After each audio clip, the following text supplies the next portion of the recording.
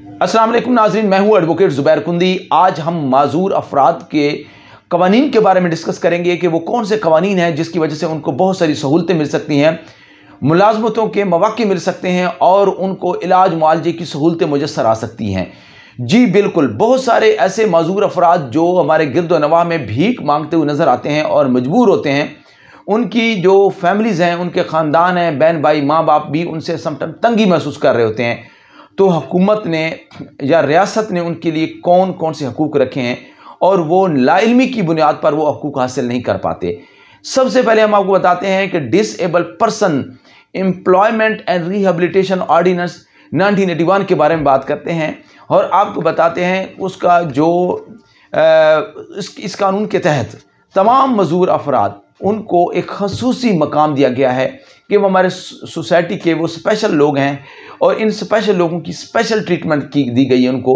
सबसे पहली तो बात यह है कि कोई माजूर बच्चा अगर वो किसी स्कूल कॉलेज के अंदर एडमिशन ले रहा है तो उसकी 75% तक एडमिशन फ़ीस माफ़ है।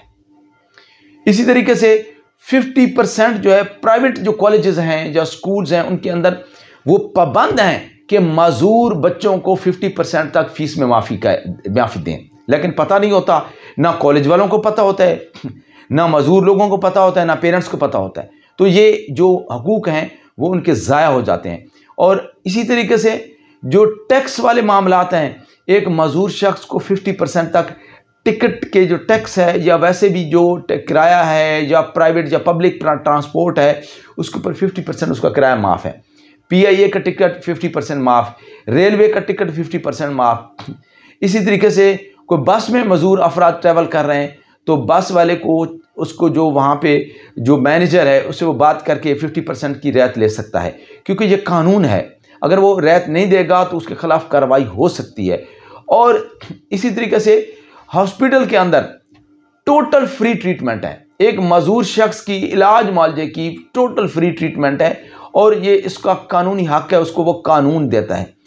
इसी तरीके से जब कोई प्राइवेट हॉस्पिटल हो, प्राइवेट हॉस्पिटल के अंदर 60% तक मजूर शख्स की ट्रीटमेंट फ्री है, 60% तक। अगर वो नहीं देते उसके खिलाफ शिकायत करें तो उनके खिलाफ कार्रवाई होगी, उनका हॉस्पिटल तक सील हो सकता है और उनको सख्त जुर्माना हो सकता है। इसी तरीके से माजूर शख्स अगर यूटिलिटी स्टोर में जाता है तो 30% तक उसको वहाँ रियायत मिलेगी। ये कानून कहता है, कानून में लिखा हुआ है, ये को मैं वैसे नहीं कह रहा। इसी तरीके से बिल्डिंग जो बनाई जाती हैं वो पब्लिक बिल्डिंग्स हैं, जो प्राइवेट बिल्डिंग्स हैं जहाँ पब्लिक का आना जाना होता है, होटल्स हैं, रेस्टोरेंट्स हैं, वहाँ पर व्हील चेयर का होना ज़रूरी है और वहाँ पर ऐसे रास्ते बनाए जाएं बिल्डिंग के अंदर जहाँ पे माजूर अफराद आ जा सकें, उनके लिए अलग रैंप बनाए जाएं, सीढ़ियों के हट के उनकी रैंप्स तैयार की जाएं।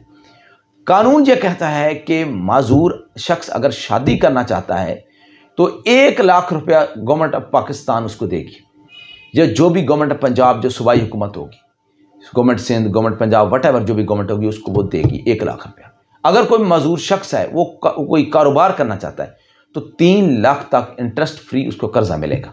ये ज़रूरी है, वो उसको वो अवेल करेगा। इसी तरीके से बहुत सारे ऐसे और फ़वाइद हैं जो माजूर अफराद को मिलते हैं। उनमें सबसे बड़ा फ़ायदा यह है कि एम्प्लॉयमेंट में गवर्नमेंट की जो सीट्स आती हैं मुख्तलिफ महकमा जात में 2% उसका कोटा रखा जाएगा। वो हर दफ़ा जब भी कुछ सीट्स अनाउंस होंगी 2% का कोटा माजूर अफराद के लिए होगा। माजूर अफराद को नौकरी दी जाएगी। ये नहीं है कि माजूर अफराद को चपड़ासी की नौकरी दी जाएगी और दूसरी नौकरी नहीं दी जा सकती, नहीं। वो एक डायरेक्टर लेवल तक जो ऑफिसर है, इवन के जो भी हाई ग्रेड है अवेलेबल जो रिक्रूटमेंट में आता है, वो उस ग्रेड तक अप्लाई कर सकता है। और रिसेंटली 2023 में सुप्रीम कोर्ट ऑफ पाकिस्तान ने एक जजमेंट में करार दिया है कि माजूर शख्स जो डिसेबल पर्सन है उसके लिए हाई ग्रेड का जो ओहदा है उस तक उसको अगर उसकी अपॉइंटमेंट हो जाती है, वो अहल पाया जाता है तो उसको अपॉइंटमेंट दी जाए और नौकरी करने के उसको आसान तरीन मौके उसको प्रोवाइड किए जाएं।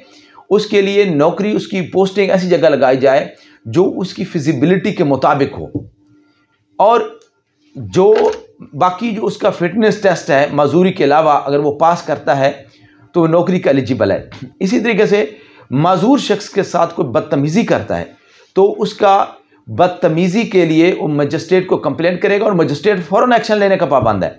اور اگر معذور افراد کے نوکریوں میں اگر وہ کسی بھی ملازمت ہے، کوئی ملازمت کے مواقع ہیں، کوئی اشتہار آ گیا ہے، ایڈورٹیزمنٹ آ گئی ہے اور اس میں معذور افراد کا کوٹا نہیں رکھا گیا تو اس افسر کے خلاف سخت کارروائی ہو سکتی ہے کہ آپ نے معذور افراد کے لیے کوٹا کیوں نہیں رکھا۔ اسی طریقے سے آپ کی جو نوکری ہے، آپ کانٹریکٹ پر معذور شخص کوئی نوکری کرتا ہے تو 3 ماہ بعد وہ اس کی نوکری کنفرم سمجھی جائے گی، وہ نوکری پکی ہو جائے گی۔ ایسا نہیں کہ 10 سال تک معذور شخص کو آپ یا 5 سال تک معذور شخص کو آپ بغیر ریگولر کیے ہوئے چلاتے رہیں، ایسا نہیں ہے۔ قانون میں ریہیبلیٹیشن جو آرڈیننس ہے اس میں واضح طور پر احکامات دیے گئے ہیں۔ تو معذور افراد کوئی مدد کیجیے، یہ ہمارے سوسائٹی کی ایک نہایت ہی اہم لوگ ہوتے ہیں، ان کو اسپیشل پرسن کا نام دیا گیا ہے۔ ہاں، نادرا پابند ہے کہ ان کو ڈور سٹیپ کے اوپر جا کے آئی ڈی کارڈ ان کا بنائے اور اسی طرح کا پاسپورٹ آفس بھی ان کا پاسپورٹ ان کے ڈور سٹیپ پر ان کو پرووائڈ کرے معذور افراد کو، اور نادرا ان کے کارڈ کے اندر اسپیشل کا لفظ ایڈ کرے، اسپیشل پرسن کا، تاکہ کسی کو یہ مسئلہ نہ ہو کہ آئیڈینٹیفائی کرنے میں کہ یہ معذور شخص ہے۔ معذوری کسی قسم کی بھی ہو سکتی ہے، اس کی جو ڈاکٹر جو ہے اس کا وہ ڈٹرمنٹ کرے گا کہ یہ ڈسیبل پرسن ہے۔ اسی طریقے سے معذور افراد کے بارے میں عدالتیں بھی بڑی سیریس اس کا ایکشن لیتی ہیں۔ کہیں بھی کوئی ویکینسی آتی ہے، اگر کوئی معذور شخص ہے، پڑھا لکھا ہے، تو اس کو فوراً اپلائی کرنا چاہیے، اور 2% ہر ڈپارٹمنٹ کے اندر اس کے لیے جاب موجود ہے۔ صرف ہمت کرنی چاہیے، اور معذور افراد کے والدین کو، عزیز و اقارب کو چاہیے کہ ان سے گھبرائیں نہیں۔ گورنمنٹ آف پاکستان نے ان کے لیے قوانین ان کی فیور میں بنا رکھے ہیں، صرف آپ اپلائی کریں، درخواست دیں اور اپنے حقوق کی تگودو کریں۔ اگر آپ کی کوئی بات نہیں مانتا تو آپ ہائی کورٹ سے رجوع کر سکتے ہیں، آپ اوپر اس سے اگلے فورم پہ رجوع کر سکتے ہیں۔ تو یہ بہت آسان ہے۔ امید ہے آپ کو یہ ویڈیو اچھی لگی ہوگی، اور آگاہی کے سفر میں آپ ہم سفر رہیے۔ ہمارے چینل کو ضرور سبسکرائب کیجیے۔ اللہ نگہبان۔